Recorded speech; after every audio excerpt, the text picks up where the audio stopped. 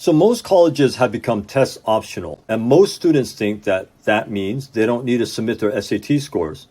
Well, technically that's true, but colleges have always been AP optional and extracurriculars optional, but you wouldn't be very competitive not taking any AP classes or not participating in any extracurriculars, right?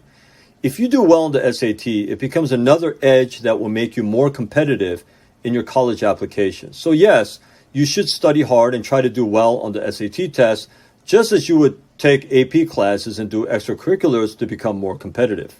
Every year, clients pay thousands of dollars to get my advice, but you can get them for free by just watching all my videos. Also, if you need to raise your SAT score and nothing else has worked, learn why students wait for months, sometimes over a year, to begin their one-to-one SAT prep studies with me. You can learn more at www.ckeducation.org. Thanks so much for watching.